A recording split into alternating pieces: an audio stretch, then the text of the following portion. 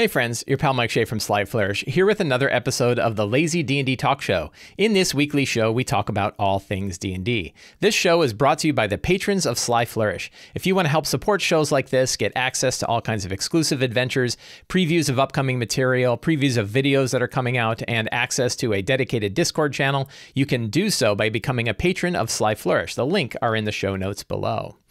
Yeah, we got a lot of fun things to talk about. So later this week, if you're watching this on YouTube, you will see two new 1 hour, I think both are a little bit more than an hour videos.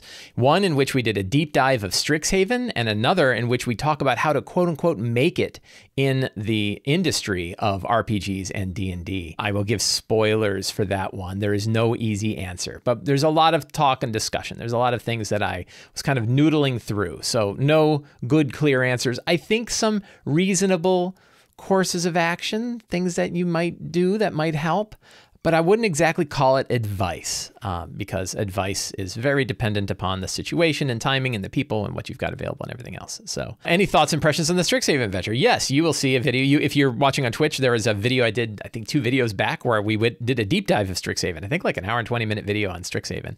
And that video will be out on YouTube, I think on Tuesday. So you'll be able to see the edited version of that available on Tuesday. So let's take a look at what we are going to talk about. Here is today's agenda for the talk show. So we'll start with a Lazy DM's Companion update. If you are not familiar with the Lazy DM's Companion, the Lazy DM's Companion is a book that I ran a Kickstarter for in October. It seems like a long time ago. And we are deep in production. So I'm getting new art and new maps every week. I've seen lots of previews of things that are coming out. So all of the art and maps are on track, which is outstanding. The stuff is going to be really cool. We have 3 new cartographers that are working on maps for it. And Matt Morrow is continuing to pump out art for the book. So that is great. If you backed it or pre-ordered it, you can still get the full edited, laid out version of the book that has everything except the maps and art. So you can use all the material right away. If you pre-order it, you'll get it right away. If you backed it on Kickstarter, you can get it as soon as you fill out your backer kit survey. So that is good. If you are about 1 in 10 backers, roughly, about 1 in 10 backers have not filled out their backer kit survey. The backer kit survey is the only way to receive your products for this Kickstarter. You will not receive it any other way. Little birds won't come and deliver it to your door unless you fill out the backer kit survey. If you backed it and you have not seen the survey, send me a message through Kickstarter with the email address you want to receive your survey at.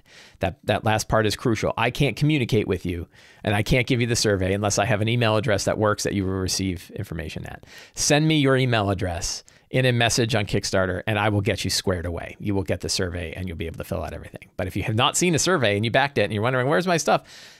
If you haven't seen a survey, you're not going to be getting the products. So make sure to fill out your survey. Again, about 1 in 10, 9 out of 10 people have filled out their survey at this point, which is great. And backer kit periodically hits you and reminds you over and over again. I don't have any control over that. I can't send out new updates, but I'm pretty sure you would have received about 35 updates saying, hey, please fill out your survey. So if you haven't seen those 35 updates, that means we don't have a working email address for you. And we have no way to contact you and let you know how to get your stuff. So please do that.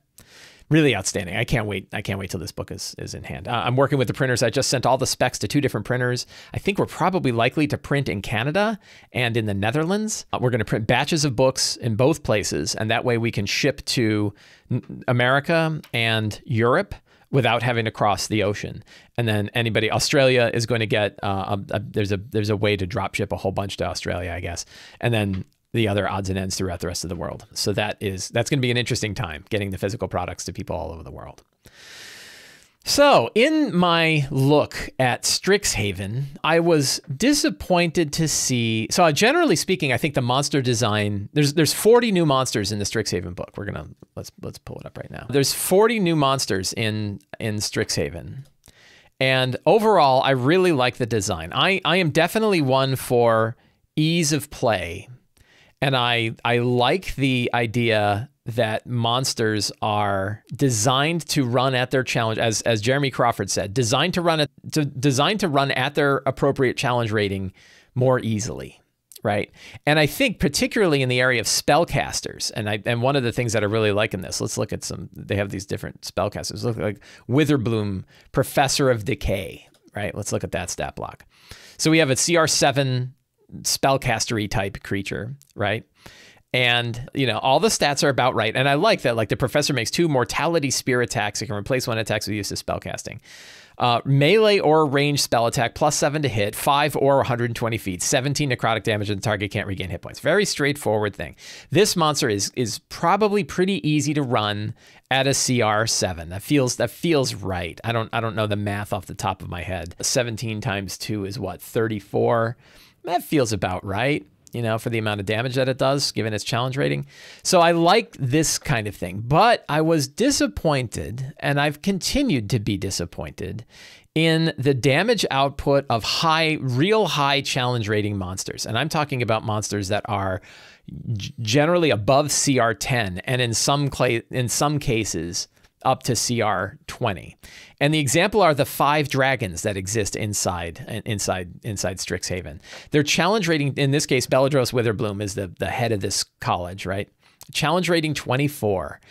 And it does 12 damage on a claw attack. And I've run, so when we did Fantastic Lairs, I ran a lot of high-level battles, right? A lot of high-level games. I've seen a lot of high-level games. This kind of damage output that we're looking at for a monster like this is not going to really threaten I'm not even talking about optimized. I often get the like, oh yeah, but you're running for a bunch of optimized players. I'm not running for a bunch of optimized players. I'm running for normal players who they're not building completely dumb characters. They're not building characters that are totally unoptimized. But it's not like they're picking a lot of weird stuff or 5 different kinds of multi-class in order to break stuff. They're just playing like fighters, right? But a fighter, barbarians, like this is not going to do anything. You know, the claw attack of 12 damage is not going to do anything, right? Like these are really not, you know, they don't do a lot.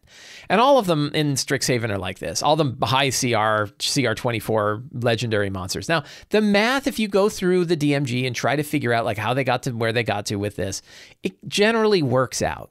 Right? It generally works out, except I just don't think that damage is enough. And what bums me out about this is I see this as the canary in the cage for the new Monsters of the Multiverse book, which is coming out in a month, right? In January, we're going to get Monsters of the Multiverse, which is going to redo all of the monsters from Volo's Guide to Monsters and Mordenkainen's Tome of Foes. And a bunch of other monsters, I think, right? If I understand correctly, they're taking a bunch of monsters that were published in non-Monster Manual source books, and they're updating them in the new WotC style. And I'm just afraid the high CR stuff is going to be too weak because Wizards seems adamant about continuing to hang on to a mathematical formula that creates monsters that, in my opinion and in my experience, are too weak for their challenge rating at CRs probably 15 and above, right? So what do we do about this, right? I can sit and complain, or I can do something about it. And I try to aim towards doing something about it because one of the great things about this game is that we can do things, we can fix it. So let's talk about how do we fix it. And I have 3 different possible options for you. 3 different ways that you can work with high CR monsters, right? And try to fix their damage if you have a problem. I'm not saying you should do this, right? If your experience is that high CR monsters don't do enough, here are 3 ways you can fix that. If you don't have a problem, you don't need to do these, right? One is I have a quick fix, particularly this works well for legendary monsters like this. For high CR damage, give it 5 attacks, right, at twice the challenge rating of the monster. So in this case, that Belladros Witherbloom would have 5 different attacks it might do. And those, you might say like 2 claw attacks and then 3 claw attacks as legendary actions. And each one would do about 48 points of damage because it's CR24. That seems like a lot, right? And it is a lot. And it'll scare characters, right? That's a lot of damage. 5 at 2 times the CR. This is actually pretty close to the math of the DMG if you look at the damage output of a CR24 monster. Like let's take a quick look, right? I'm getting real good at finding this stuff fast. So let's look at a CR24 monster. Now I know that like the rest of this stuff is important, but let's look at this. Like 195 to 202, right, is the amount of damage per, or 212 is the amount of damage that monster should be putting out in a given realm.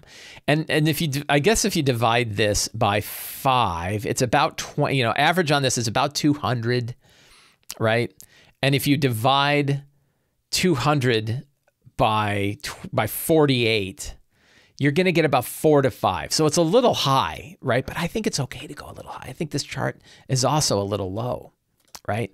So if you give it, generally speaking, if you look at monsters, and I did this, right? If you take monsters of challenge rating 20 to challenge rating 30, and you figure out roughly, and you average these damage outputs here, right? This is the damage output per round that a monster should do, and figure out the math. It generally comes out to a little less than 10 damage per challenge rating, right? 10 times the amount of damage here is about 10 times the amount of damage here. This one actually looks a little less, right? Because you look at 140, 26, this would be 260, 29 would be 290. This one, like, that looks right. So you can see it really peaking up at the end here. It's close, right? And so the way to work out the math to make it a little bit easy is 5 times twice the CR, 5 attacks at twice the CR of the monster. So that's one thing you can do, right? If you want to replace the attacks outright, you can do that. A slightly harder way is to take 10 times the CR damage and then divide it by whatever number of attacks you want to do. So if you're giving it breath weapons, you're giving it other sort of big attacks, take the challenge rating of the monster, multiply it by 10. So if 26 would be 260. Take 260 damage, divide it up among the attacks that you plan to have. If you only plan to have 3 attacks, you divide it by 3.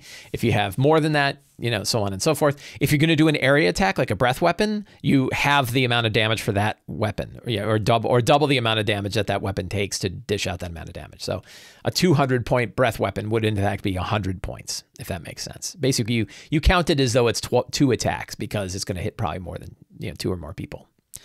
But an even easier way, the easiest, laziest trick, which I like and does not worry about math, is double the amount of damage that monsters do. Double the amount of damage. If you look at a monster and it looks like the damage is low, just double the damage, right? And if you look at Belladros Witherbloom and you say, we're going to double the damage that Belladros does, now you've got a bite attack that does 28 points plus 12 necrotic on a bite. That's nice and meaty. Does 24 points on its claw attacks. Not bad, right? And it does a bite plus 2 claws and then 3 extra claws. Now you're talking, 24 damage. The breath weapon is pretty good though. 39 plus 39. You could double it because I bet you characters that are really high CR might have a way to deal with it. But that would be a lot because then you're talking about 160 points of damage, where right now it's doing close to 80. It's doing 78 points of damage on a breath weapon. So its breath weapon is probably fine without modifying it. But, we can double the claw attack. In fact, if you might say, the bite's probably fine, but we're going to double the claw attack damage. That works too. So doubling the damage, if you're having trouble, and this is all about monster dials, right? We talk about monster dials. But I think this is a case where looking at this monster, you could double the amount of damage of its melee attacks, and I bet it would be pretty solid. That's if you're running, not a lot of people are running a CR24 dragon, right? But if you did, and you wanted it to be meaty, double the amount of damage, and it's probably pretty good. So that is my thoughts about how to fix high challenge rating monster damage, because I just don't think high challenge rating monster damage does enough. We haven't done a product spotlight in a while. It's been, I think, a few weeks since we've done a product spotlight, and I was contemplating what to look at. And I, at the same time, was going through a lot of Kobold Press products and realized I had not done one for Southlands. So Southlands is a Kickstarter from, was it as far back as a year ago? Richard Green, who is one of the writers. Were you what's your credit here? Let's look at your credit in this book. Richard Green was the designer of this book, and I think Richard Green is here today in the chat. Are you here, Richard? And if so, can you talk about when this happened? Go, Richard, says JVC. Hey, JVC Perry's here. We can just look it up, right? November 2020 is when this Kickstarter came out, and had 2,700 backers. So what is this? So Southlands is actually a suite of products. It is a number of different products put together into a big Kickstarter. And it includes the Southlands World Book. It includes the Southlands Player's Guide. And it includes a book of adventures, a city book and adventures called The City of Cats, which is both a source book and a book of adventures. Like all of the Kobold Press products, pretty much all of them. I don't think I've ever seen one where I was like, oh, that wasn't great. They've all been fantastic. Very high production value, beautiful, beautiful artwork, really just good looking stuff. Great physical book, right? I've got the physical book right here. And whenever great, beautiful, beautiful printing. And whenever I back a Kobold Press Kickstarter, Many times, most of the time when I back a Kickstarter, I back at the PDF level. I just get the digital products. And it's because I just don't have enough room in my house to fill it up with physical stuff.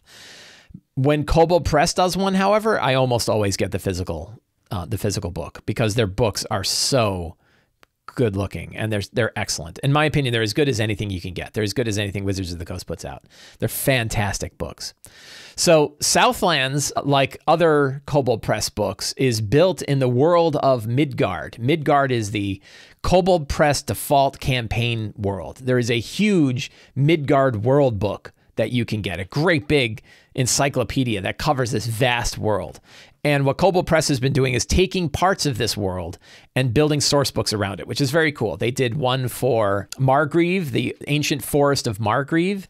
They did a big adventure that Richard Green also worked on, I think, or led the development of, right? Which was Kingdom of the Ghoul, Empire of the Ghouls, another big, lots of connections to the Fae. I think there's like a Shadow Fae campaign setting that kind of came out. So really, really cool settings that are coming out that cover all of Midgard, but Southlands covers one particular region of Midgard. I think, is there a map at the very end? Let's find out. Oh, froze.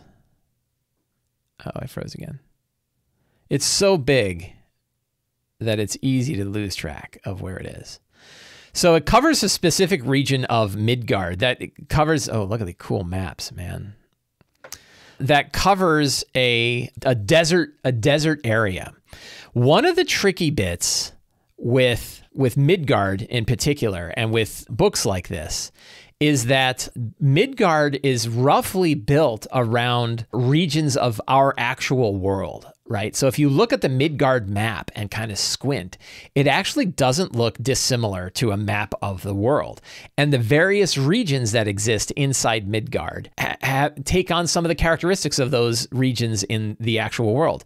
The tricky bit is doing that with respect to that portion of the world. This is something we've all become much more cognizant of over the past couple of years, is not doing stereotypes of the people that live in these worlds or the people that used to live in these worlds.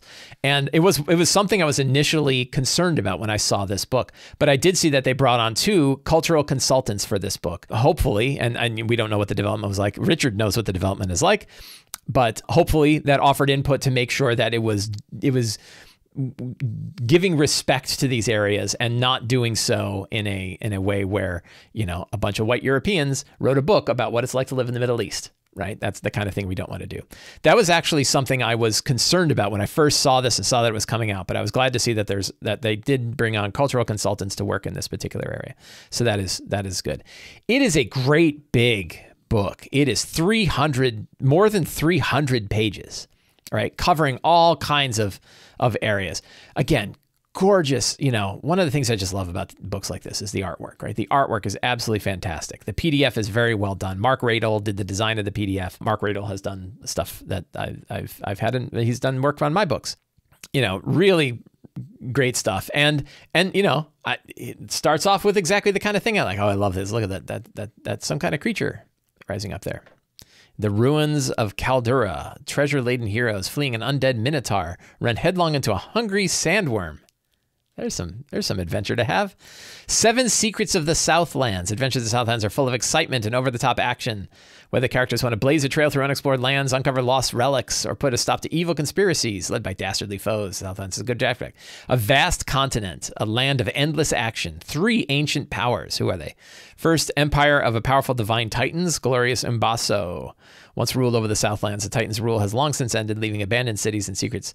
Trio of mighty elementals known as the Wind Lords still hold dominion over the Stone Desert, the Wind Lords Alliance. And finally, the living gods of Nura Natal control the desert lands along the magical river Nuria. These gods meddle in the affairs of mortal subjects and even walk among them as their whims dictate. The goddess Bastet, Bastet, for example, is not an uncommon sight in the city that takes her name. Divine sparks for the taking. The history of the Southlands is marked with the rise and fall of divine beings. So heavy divine thing. That's kind of interesting. It's sort of like mythic Odyssey of Theros a little bit. The gods are in your world. New cultures and races.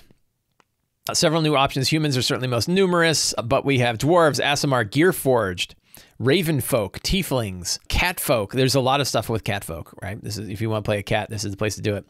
Djinborn. And an insectoid race, lizard folk, minotaurs, rampage. And so there's all this like new cultures and races. And one of the things that I like about how Kobold Press does this and how Midgard does this is because we have this big campaign world, you can find a divine spark and gain godly power. Does godly power include that new spell that lets you make force rerolls? But one of the neat things about these kind of campaigns is they come with a player's guide, right? So I'm going to jump back to the campaign setting, but we're going to take a quick look at the player's guide because we just saw that it has all of these new kind of races and classes or races in them. And the player's guide has a bunch of races. So I talked in previous shows about the idea that like when we're doing a D&D campaign, that it can work out for us. I think it works out better if we say what sources we are allowing in this particular D&D campaign. You don't say, oh, you can just play everything, which means you're going to have like, you know, an elephant guy with a strange class, you know, from some other place. And like, it means that you're going to have characters that don't fit the campaign setting. Well, because Kobold Press puts out a player's guide generally, and they've done that, I think for many of these settings, because they put out a player's guide along with their campaign settings, you can say, you can use, you know, the player's handbook, Tasha's, Xanathar's, plus the Southlands player's guide, right? And that limits the races that are available, but it offers up races that fit the campaign setting that you're playing in. And that's a little different than if it was just a campaign book. And now there's actually a player's guide. And if your players are really into it, they can buy one, right? And they can have a nice, how big is this? This is another big meaty tome, right? A 74-page, you know, 74-page book. So lots and lots of stuff in here. Lots of different races. You know, we have our cat folk races. Beautiful artwork, of course, right? Lion, that looks like a lion dude. Lion dudes. Dwarves have kind of a different take, right? We have gnolls that aren't just demon spawn from Yeenagu. They are an actual, you know, a race like everybody else. We have, who else? A bunch of different human variants. The Djinborn, right? Which are kind of cool. Minotaurs and these crazy insectoid people. So lots of different kind of fun. Oh, and raven folk. I guess then there's this side. Raven folk, lizard folk, Ramag. What Ramag are. Alligator people, trollkin, lots of stuff. So then we have specific backgrounds that exist that you can choose from, which again would be great for players to pick, to make characters that fit that style, to fit this campaign. New character options, right? And you could say like, you know, yeah, Richard Green says you don't need the player's guide to run the game, but it'd be great if you did, right? And I would probably say if you're going to bother to, in my opinion, if you're going to bother to run a campaign, it's one thing if you're going to buy the Southlands book and harvest it for parts, which you are absolutely in your right to do. But even if you're going to harvest it for parts, isn't it kind of cool to offer new character options that the players can use in your harvested world? Like, obviously, you don't have to play these only in Midgard, right? But the way I see it, like, if you're going to play a big campaign, a year-long campaign set in a world like this, I don't know why you wouldn't buy the other books, because the amount of time you're spending probably makes the dollar value worthwhile, I think, right? I mean, I bought it and I don't have an immediate plan to run it, but I know if I do, boy, I'm going to get this. New bardic colleges, new cleric domains. So now you have a lot of new class stuff, right? And Kobold Press stuff is usually pretty good. It's pretty well balanced. You never know. Like, there's going to be weird stuff, but there's weird stuff in Tasha's. So, oh, look at this one. That's gory. Woo. Holy Trampler. Look at that. Like wouldn't you want to play like a Minotaur cleric, Holy Trampler type, or is that a paladin? What kind of? That's a martial tradition. So cool stuff. Lots of different options here. Lots of character options. Again, really well put together. You know, awesome stuff. Roguish archetype. Look, there's like a cool null rogue. Who doesn't want to be a null rogue, right? Really, I just love it. It's just great stuff, right? So that's the cool bit. It's like, you know, from a DM perspective, you have this new whole campaign world, but then you can also take this book and you can slide it right into your campaign setting. Hey, my mom is here. Hello, Mom. What else? Oh, there's the map. But you can, right? So, oh, what is that? You know, that's like nothing I've ever seen before. That's totally not Africa, right? And that's the idea. And I'll tell you, like, I wonder, I mean, Midgard is the way Midgard is, but you got to wonder, like, if it's, that is something where you could say, like, boy, I really don't want anything that's just like a fantasy wrapper around a real world. And it's not, right? There's a lot you can take from it, but you can obviously see that one of the reasons, and I think Wolfgang Bauer mentioned this when I talked to him about this idea. He said, yeah, that design is there to make it a little bit easier for people to recognize what the world is like, because they have a model already in our heads. But it's also dangerous because you could have kind of bad stereotypes for that sort of thing.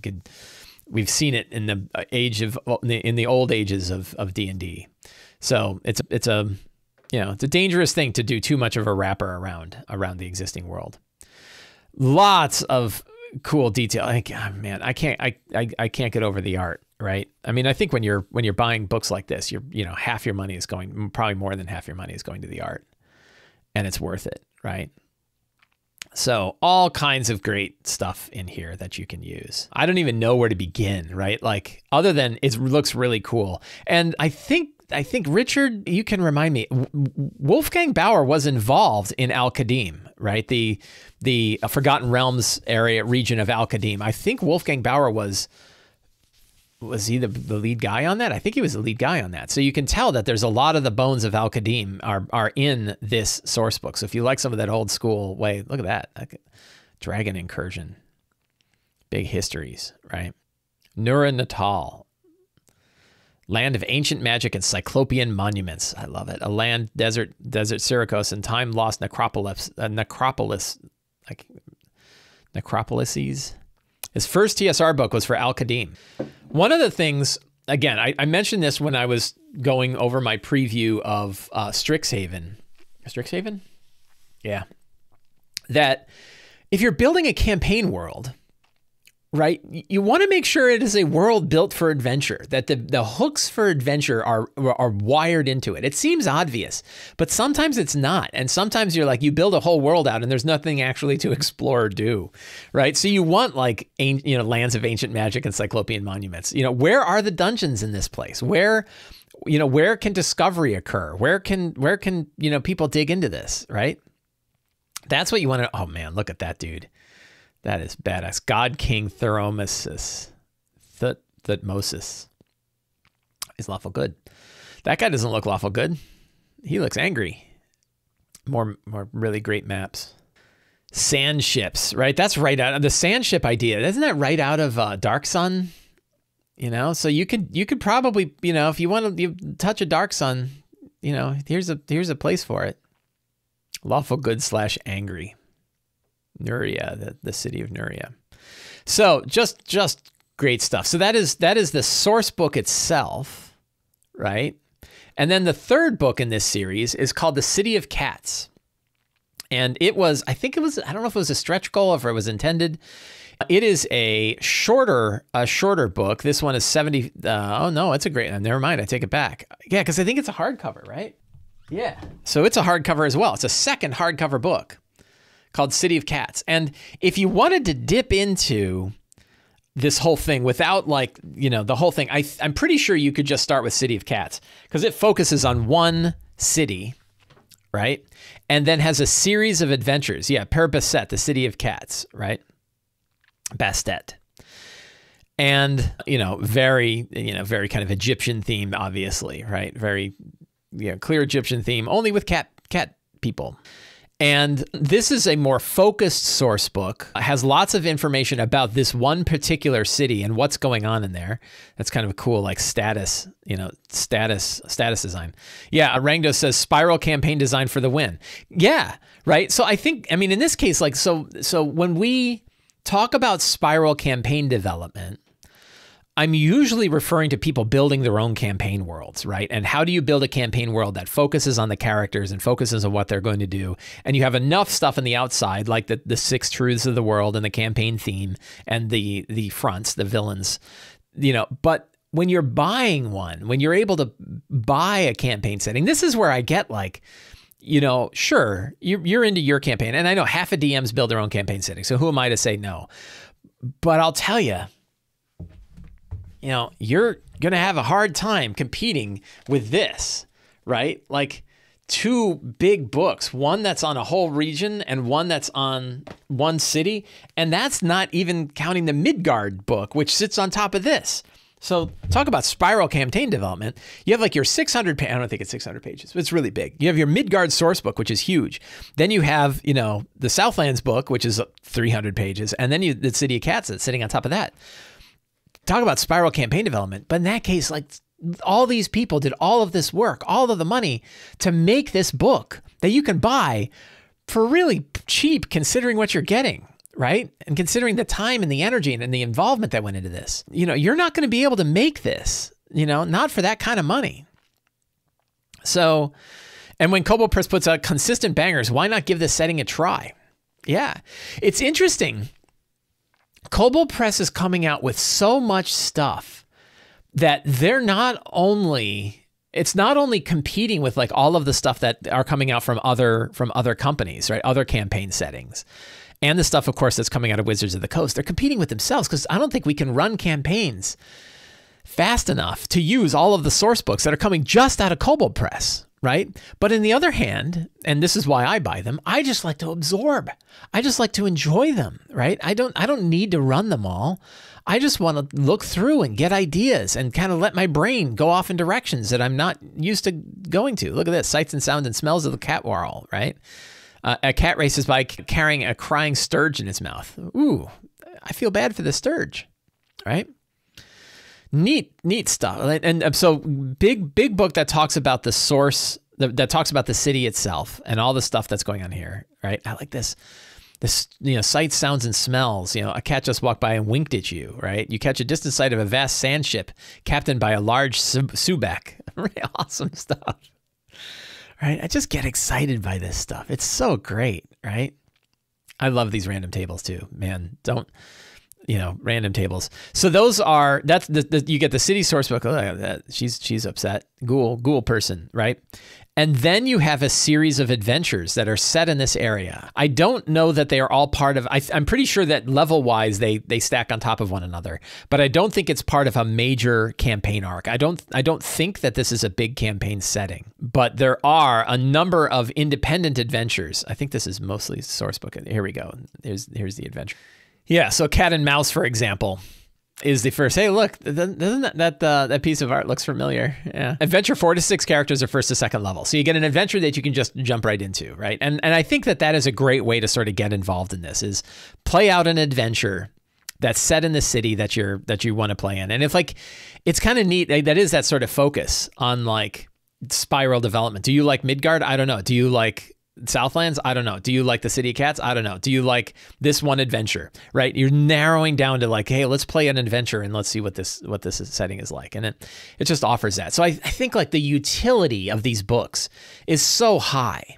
There's so much material, wonderful material, beautiful artwork, excellent writing from all of these books that are very table usable. You can just jump right in and go, right? And I think that's outstanding. Let's talk about prices. I recommend, you can get the PDFs, but I think you are best off. How do I just get to the store, man? No, go away. Boy, I'm not having a lot of luck with their website. There we go. Hey, perfect. All right. I searched for Southlands. I got Southlands. So there's the 3 products that we're talking about, right? The Southlands World Book, the Southlands Player's Guide, and the City of Cats book. And I think you can get the hardcover and PDF for $60. And that seems a little high, but I think it's worth it. I think having both a physical and digital version of the book, I think works really well. I mean, that's what I would buy. And again, the best, I'll tell you, and it's always after the fact, right? So we're just talking about Southlands now. And I think that this is the best way. Because I think if you buy the PDF separate, yeah, it's $30 for the PDF separate, right? So thinking about like, well, $30 for the PDF, $60 gets you the PDF and physical book, right? If you're going to run it, then that's a good way. I think that's a good way to get it. The City of Cats, which is also a hardcover book, is $50 with the hardcover and PDF, and the Player's Guide is $25 for the softcover book plus PDF, and $12 for or $13 for the PDF alone. So that, I mean, together that's not cheap. It's 60, 50, and 30, right? So math is hard. What's that? $140? So $140 to get all 3 books plus the PDFs for all of it. And the Kickstarter I don't think was that much, right? So like if you have a chance to jump in on Kobold Press Kickstarters, you definitely want to jump in on Kobold Press Kickstarters. Seems like a lot, but again, if it's 6 of you around a table playing in a campaign for a year, probably worthwhile. I know it doesn't happen. I don't know if it happens all that often, but it's the kind of thing where if you talked about it with your players and they said, yeah, this is cool, and yeah, we'd like to run a campaign here, and this would be fun, pitch in, right? Have them drop a few bucks and build a library. So yeah, RPGs can seem expensive depending on one angle, but then on the other angle, when you think about time, the dollar per hour of enjoyment that you and your friends are getting, I don't think it's that much, right? But I recognize that not everybody's in a position where they can just go ahead and drop $140 for an RPG, right? That, I get it, right? Still, I think it's an outstanding product. I really like this stuff. It's gorgeous. It's gorgeous work. Richard, is there anything in particular you would like people to know about Southlands, about these books? Anything like, other than me just waxing on about how awesome it is? Anything you'd like to tell people about? Tons of adventure hooks, right? Yeah. So, and that is unsurprising, right? That when you have a campaign world like this, you really want to have a campaign world where, yeah, really easy to use at the table. Yeah, right. So clearly good, a design that's built to help DMs run games, which is what it's all about. I think these kinds of products in particular are undervalued among D&D products. I think that books like Southlands, books like Midgard and Southlands and Empire of the Ghouls, they're just as strong as the stuff coming out of Wizards of the Coast, in my opinion. And built by many people who have worked on many D&D products for a long time. They're excellent books. They should be getting as much attention as those books get. And they are really solid. So if you are looking for this kind of adventure, if you've missed some Al-Qadim, or you really want to run kind of a fun Middle Eastern style adventure, I think you could do far worse than taking a good look at these books. I think they're 3 outstanding books. I'm really happy. Man, the art is so good. I can't get over how good the art is in this stuff. It's just fascinating, right? And that is Southlands, the Southlands Player's Guide, and City of Cats. Awesome. Awesome stuff. Oh, what? I had a link for a pre-order bundle. The Southlands bundle. Is there a bundle? I guess this is all of the different products that you can pick up on one page. So here is a single page where you can pick up any of the Southlands material. Why can't I will paste that into the chat. I will include that link in the show notes. I'm going to offer a quick tip, an experience that I want to share from a game that I ran. I was running my Rime of the Frost Maiden game, and I'm going to do a tip video about this, the challenge of getting players to engage with the game online. And I think it's coming from people accidentally talking over one another. And now that we have so much experience playing online, players are generally keeping their mouths shut because they don't want to talk over people. But it also means that they're not engaging. But every so often you have players who kind of recognize the fact that people aren't engaging, and they will engage, and they will be the ones to take risks. They'll be the ones to kind of go and touch things that might be dangerous to touch, or to interact with things that might be dangerous to interact with. And they're doing it to move the story forward. But sometimes, like if it's in a dangerous place, that means they're the ones tripping all of the bad things. It means they're the ones getting surprised by monsters. It means they're the ones that are failing at a puzzle, and bad things happen, right? And you want to be careful about punishing the player who's taking the initiative to move the story forward too much. I don't know that I have a perfect solution for this, particularly because eventually there's a point where the world is solid, and if they do something, that a bad thing is going to happen. But I think we want to be careful by saying, like, we know that the character knows that it's dangerous. So they're not going to be surprised necessarily. If they see that there's like an ancient, guardrobe in a sewer, in a castle, and they see that there's a black horrible liquid at the bottom of it, and they poke it with a stick, they shouldn't be surprised when it turns into a black pudding, right? Because they knew it was a black pudding. They knew there's something terrible. And that's why they were poking it with a stick. So I think that you want to you want to find ways to give them benefits, like maybe offer them advantage on their check because you know that they're being careful, or on their saving throw. Like maybe if they are purposefully going into a dangerous situation in order to trigger something because we're not going to ever find out what this thing is. One of us is going to have to trigger. Give them advantage on the check, on the save, right? So that they have a better chance of not getting hurt because they went through that extra effort. It's almost like thinking about the upward beat and downward beat thing and really bringing it down to a micro idea, right? The idea of upward and downward beats, this comes from Hamlet's Hit Points by Robin Laws. And it's the idea that a good way to keep players hooked into your game is to have good things happen and bad things and good things and bad things and good things and bad things. You don't have to oscillate perfectly, but generally speaking, you don't want to have a whole bunch of bad things happen and no good things because people just get depressed and they lose their immersion in the game. And you don't want too much good stuff to happen over and over again because it gets boring, right? It's like, it becomes a money haul kind of situation. So instead, you want to oscillate, not perfectly, but a few good things, a few bad things, so on. You can almost narrow that down to micro events and say, if I have a player who's purposefully going forward, they should get something, even if they're going into a dangerous situation, if they're triggering a trap or they're doing something else, there should be something they gain from that, right? And inspiration is the easy one, right? Giving inspiration, but you can, even if they have inspiration already, just giving them instant inspiration. You get advantage on this check because you're going through this. Give them something. Give them a secret they can learn. Give them first run at a benefit that exists. Give them, sometimes they're like, ooh, that statue looks dangerous. And it turns out the statue is of an ancient dead god, but it's willing to put bless upon you, right?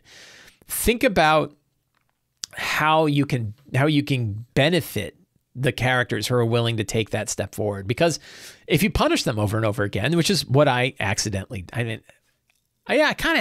did it. I realized it after the fact, and it was a mistake, right? Of like, they did one thing and they learned something. They did something again based on the direction of the rest of the group and it went bad for them. And then they tried to do something else and it went bad for them again. And they're like, I should just stop interacting with stuff. Right. And that's not what you want. You don't want the one character who's willing to take those risks to be like, never mind, I don't have any. Yeah, it was like 3 things in a row that happened to this character. One, they triggered it. They did a good thing and learned about a puzzle, but then they triggered a bad part of a puzzle and got hit with a trap. Then they interacted with a monster in a summoning circle, and the monster attacked them because they were handing a hat over, and the monster grabbed their arm and pulled them into the circle. Because I thought that was cool, and maybe it would have been. But then they wanted to do something while they're in the circle, and I said, you don't have the room to do it because the circle's too tight. And it's like, wow, I got nothing, right? And they were kind of like disenfranchised, like, oh, why did I do all this stuff, right? And you don't want to do that. So that was an experience that I had, and a tip I wanted to share. Let's talk about patron questions. Let's look at some patron questions. These questions are from patrons of Sly Flourish. You can add questions. We do a monthly Q&A thread on the Sly Flourish Patreon. And I bring those questions into here, or I will talk about them in a separate video, or we discuss them on. But I like to look at these questions and see where it leads us. We get some great questions from month to month. Steven says, my friends had a campaign that we started several months ago, but had to stop due to personal reasons. We wanted to start it back up again, but it's kind of been a while. I'm wondering if you had any fun ideas for re-engaging everyone in the world and stories, other than like a short dialogue of, oh yeah, this is what happened last time. I've done this from time to time too, where we've had a 6-month pause in a campaign, right? And one thing is like, no one is really going to remember where you were. Not really, right? So I think it's almost like starting it with a new campaign again. You want to, I don't think it will be bad to have a session 0, right? And to kind of reestablish who the characters are, what they're trying to do, what the world is like, what the truths are of the world, and kind of start up that. I don't think you need to do like a full session 0, but I think having sort of a re-intro can work well. And then I think a reboot to the campaign. Think of it like a reboot to a TV series, right? You don't have to start it completely over, but think about it from like an entirely new campaign's perspective with the same characters in the same story, but an entirely new way to start that story over again. Right? And what's the strong start? What's the big hook? What's the main part of the adventure? Maybe you jump a little bit ahead in the time period so that it really feels new, right? Maybe you have a 6-month gap between where it ended last time and where it starts this time. And maybe there's some downtime about what the characters have been up to during this time. Think about it like a reboot in the campaign. It's a thought, right? Think about it as a reboot in the campaign, and then start strong, come up with a real good hook and kind of have a new adventure with these characters in this world, in this setting. And then I think I've done that. So I did that when I was doing Princes of the Apocalypse. We had a big break. And I just kind of thought about the new one as a standalone new adventure. I think it was the last session we were doing. We just wanted to finish it up, but we hadn't finished it up. And so I said, I'm going to treat it like it's a one-shot, right? Like it's going to have a strong start. It's going to have its own hooks. It's going to have its own stuff. And it's going to kind of reteach the characters about what's going on, introduce NPCs that they saw before. But, I think that the idea of kind of thinking about it like it's a new campaign that has these hooks that go back to the old campaign is probably a good way to kind of get everybody started on it again. Ellen T asks, I just got done running Waterdeep Dragon Heist and we are transitioning to Waterdeep Mad Mage. I'm actually stepping down as the DM so that a close friend of mine can try his hand at this and so I can have a break. Do you have any advice or recommendations on what I can do to help facilitate a smooth transfer and support him as best I can? Yes, I have thoughts on this, and I would treat it very much. I think we've talked in previous questions or previous episodes, and I know I've done a video about like how to be a good player, right? And as a DM, because you've been in the DM seat and now you're in the player seat, it's really important that you be a good player and a supportive player for that DM. And the things you can do to ensure that that's the case is make sure that your character is invested in the story of the campaign that they're running, not necessarily your campaign anymore. Now it's their campaign. So how do you support their campaign and their directions and their style with your character? How do you make sure that your character is well integrated with the other characters? That maybe your character is the one that's really helping to bring the other characters together. Like be a supportive player. And as a DM, you know what those things are. Keep track of them. Write down what makes a good player and do that stuff. I would not offer advice to them unless they ask. And even if they ask, I would be very careful about how you offer that advice because this is their campaign now, right? So I would not offer advice unless they ask. Otherwise, focus on yourself. Focus on your character. Focus on how your character can support the campaign they're running. Focus on how your character can support the other characters that are in it and bring them into the story, right? Be a good player first and foremost. Transferring stuff, you're handing it over and it's their world now, right? And at most, it's both of your worlds. But I don't think you get to say, as they start changing the world in ways that they think are cool, I don't think you get the opportunity to jump in and say, well, you're doing it wrong. This was the case.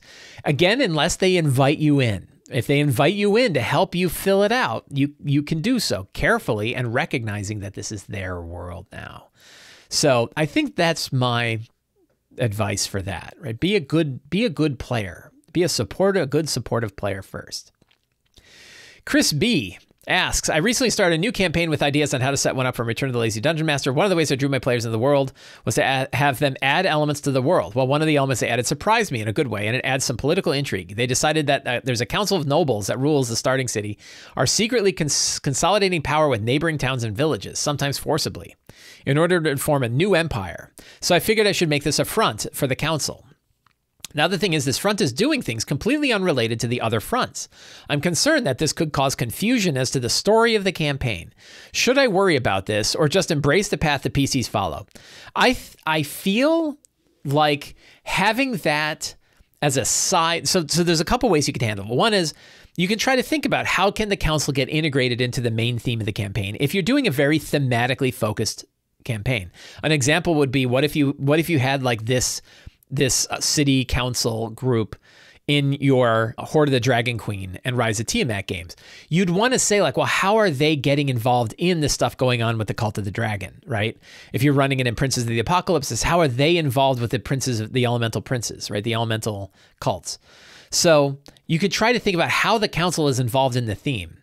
Or you can run a more sandboxy kind of adventure where there's this whole side plot going on with the council that is separate from it, but it adds some rich threads, some rich tapestry to the campaign because it feels like a living world. It feels like there's this other thing. And maybe the characters take a side quest and go get involved in that stuff. And then it's up to you to decide, well, does that mean the main theme of the campaign continues to roll on while they're doing this other stuff?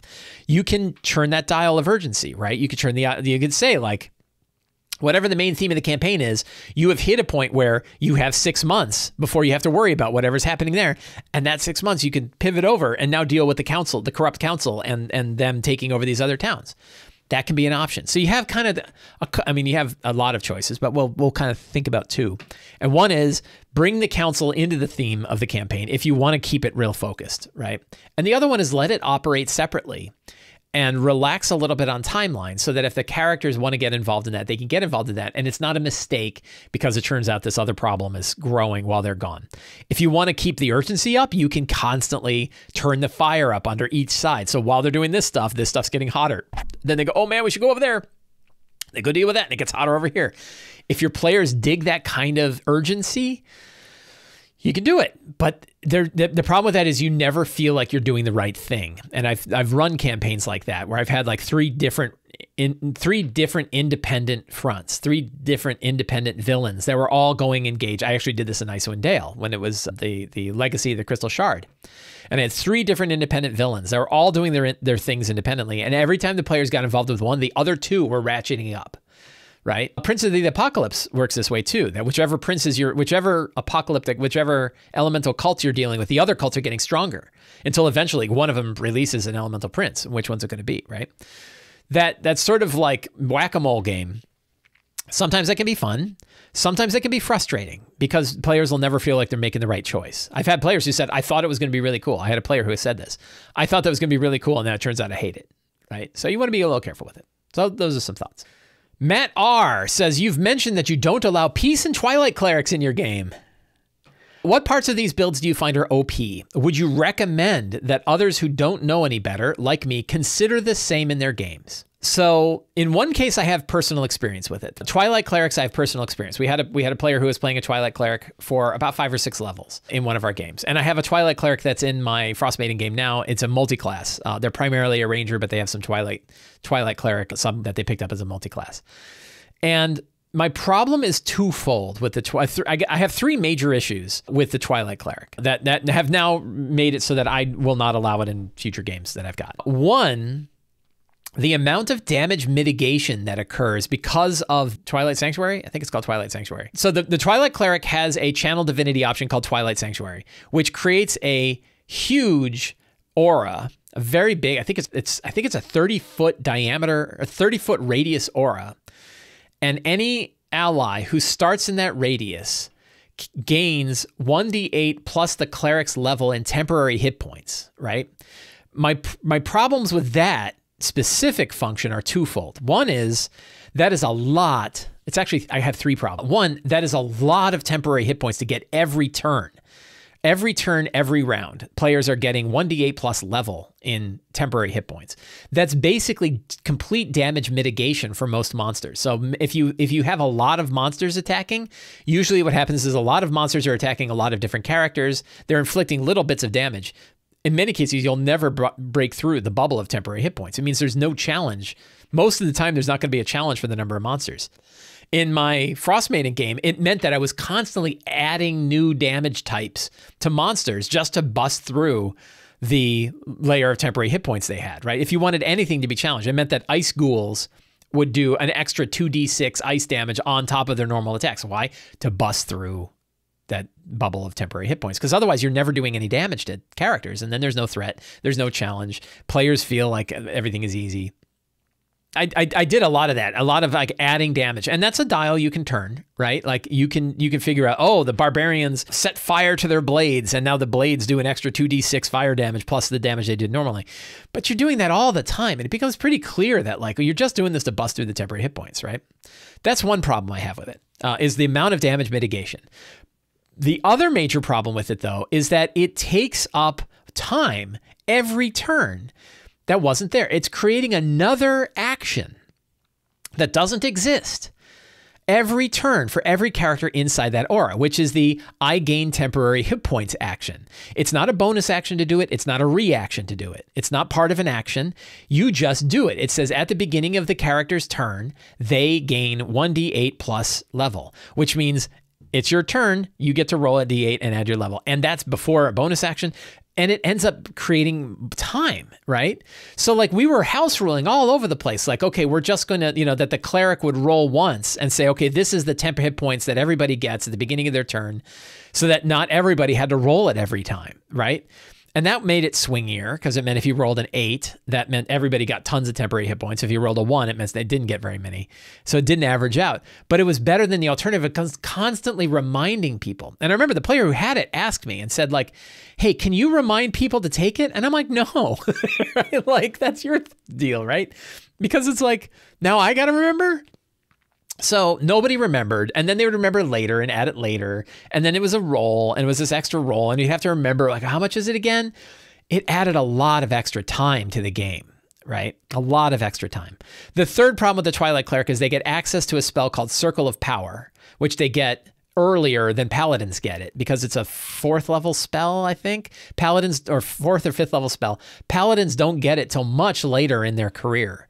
But suddenly the Twilight Cleric gets access to it. And Circle of Power is a crazy powerful spell. Again, really huge diameter, and dramatically reduces the amount of damage that people will take from spells and areas of effect, because it gives advantage on spells and magical effects, advantage to everybody.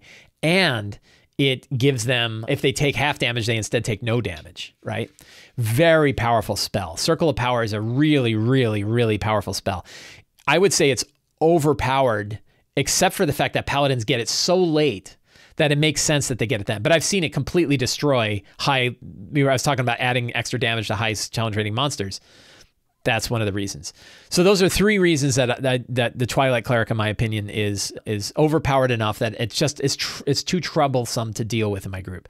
I have heard the same thing about Peace Clerics enough that I've said I don't think I want Peace Clerics in my game either. So I've decided to not include these in my games. Peace Clerics have the ability to add a D4 to pretty much any D20 roll, and it stacks with Bless, which essentially means if you do Bless plus this, that's 2D4, which is the equivalent of a +5 bonus. That isn't advantage. So then if you get advantage on it and guidance, now it's 2d20 plus 3d4, right? It's just like, why are we bothering to roll anymore if you're going to stack so many dice? Like, attribute checks aren't meant to be a dice pool. So when you add this kind of stuff, it's a bit too much, I think. So I think that both of those went overboard. You have a different question though, which is, do I recommend you remove them from your game? I can't answer that for you. You need to look at it yourself, and you need to decide what to do with it. I am not going to say that you should remove it. I am, right? And for me, it's easier. For my Twilight Cleric in my Wednesday game, he had chosen it before I had said anything about not having it, right? So I didn't discount it for the campaign. So I didn't want to go back and say, you can't play that class. He was willing to, but I said, no, you chose it. Okay, we'll deal with it. And also it's a multi-class, so he's not ever going to be like 17th level in it, right? But we did say, here's how we're going to handle the Channel Divinity. Here's how we're going to handle Twilight Sanctuary. And instead of having it do it every turn and do it indefinitely, he can cast Twilight Sanctuary once. He can use his Channel Divinity to do Twilight Sanctuary once, then roll a D8 plus his level and give temporary hit points to everybody in that aura once. And that seems like a significant nerf, except he uses it all the time, which means it's not that bad a nerf, because he's blowing his Channel Divinity to give everybody all these temporary hit points, because it's a lot of temporary hit points, right? It's like on the average, like 8 or 9 temporary hit points for 6 characters, right? That's a lot of extra temporary hit points to get. And it works, and it's instant, right? It's an action for him. Everybody gets it. They write it down, and they're done, right? So time-wise, it's very fast. Power-wise, it's pretty good because everybody gets them. It does mitigate a lot of damage, but it doesn't mitigate it continually throughout a big fight. It only mitigates it for that first round because they're losing their temps. That was a really good check. And then the other one is you could just remove Circle of Power and say that's not one of the spells. So you could do that, and then the Twilight Cleric is fine. I kind of think like I'm taking bigger machete hacks and just saying no Twilight, no Peace Clerics, right? And then it's just easier to do that than it is to argue, because then it's like designer mode and they're like, well, what if I did this instead, right? So that's really tough. William D. Breaking up is hard to do. What are the signs that your group is not a good fit for you, be it DM or player? And what are some tips for how to do it as painlessly as possible? That is a really... this is the, probably the toughest problem next to finding a good group in the first place, right? Finding the right people that fit well at your game, finding people generally is hard to do. Next hardest is realizing that things are not a good fit, right? And what to do about it. And I'm very lucky that I've had to do this very few times, right? And very lucky. I'm gonna roll back a little bit though and say the best way to handle this is to try to do everything you can to make sure somebody is a good fit before they come to your regular table, right? I'm gonna take this from the approach of a DM because that's generally the approach. Try to do everything you can. Invite them to one-shot games. Talk to them about the kind of games that they like. Try to do stuff to get an idea of whether or not it's a good fit. And one important thing to remember in all of this is it's not good and bad players. There are, I am sure, and if you go like to, the D&D horror stories, you will find both bad players and bad DMs, right? I don't think it's inappropriate to say there are such thing as bad players and bad DMs, generally speaking. But most of the time, it's just not a good fit, right? And it says like that, your group is not a good fit for you. And I think it's important to remember that it's not a bad player. It's not somebody being a jerk, hopefully. That could be, and that's a different story. It's just not, the type of game that somebody wants to play and the type of players that are playing it aren't good. I think, what are the signs? I mean, if you're not having fun, you're not having fun, right? And if you dread going rather than enjoy going, that's probably not great, right? That's probably not great. If you dread running it, or you dread running it for a particular person, or you're worried about like, oh, this person again, what am I going to do? Right? That's probably a good, how do you handle it? I don't think there's a great way. I think being straight and upfront is important. I think that taking it objectively is important. I think recognizing that you don't, like your goal in this isn't to like teach somebody something, I don't think, right? Like in my opinion, I'm not trying to make a better person. I'm trying to solve the situation for this game right now, right? It's a different situation if you're trying to help somebody with their own issues than it is to say, all right, now I'm just helping my game. So it's not up to you.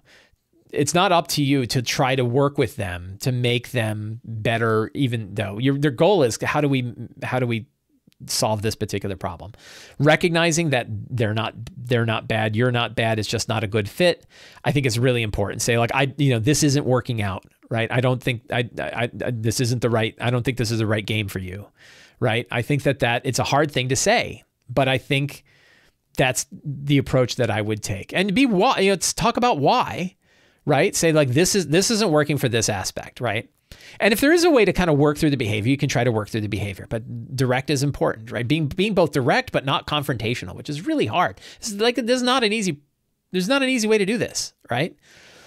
But it's important to have the conversations, have them one-on-one. I don't think doing it in a group, 95% of the time, doing it in a group is probably not the right answer. I think doing a one-on-one, if you can do a face-to-face conversation or at least a video call so that you can, you can have your mentat brain and absorb data, right, from watching them. I think that's really important. Writing it down ahead of time, thinking about what you want, what you need to get to. I don't think it hurts. Like, you don't want to recite something when you're talking to them, but getting your thoughts together, I think, can really help, right? I think that spending some time to say, you know, what do I need? What do I want or what do I need from this situation? What are the, you know, what's in the way right now? And how do we solve these things? How do I get there, right? I think those are powerful questions to ask yourself to kind of analytically look at the situation. What's the situation now? What do I need? And how do I get there, right? And writing those things down, I think, can be really good. But the reality is this is a hard problem. Try to keep emotions out of it. You don't want to attack them. You know, you want to look at it objectively. Recall that it could be you, right? It's not them. It could be you. It could be a bad fit, right? But you could say, like, look, you know, if you have a player, you can say, I don't think that you're happy with the game, and I don't think that we're happy, you know, with how things are working out, right? Like, I don't know. I mean, it's tough. Yeah, it's a tough problem. And I don't think there's a great, you know, we could say all the things in the world, but it's going to be hard when it has to be done. So I hope that answers that question. That's a hard question to end with, but I think that's probably a real good one. So we will do more questions next week. So I want to thank everybody for hanging out with me on this Sunday morning to talk about this stuff. Thanks to Richard Green for hanging out in the chat while we went and talked about Southlands. Thanks to all of you in Twitch for hanging out with me today. For those of you watching on YouTube, thank you very much. If you enjoyed this show, you can help me out by subscribing to the Sly Flourish newsletter, supporting me directly on Patreon, signing up for my YouTube videos, or picking up any of my books. Thank you very much. See you next week. Have a great week, and get out there and play some D&D.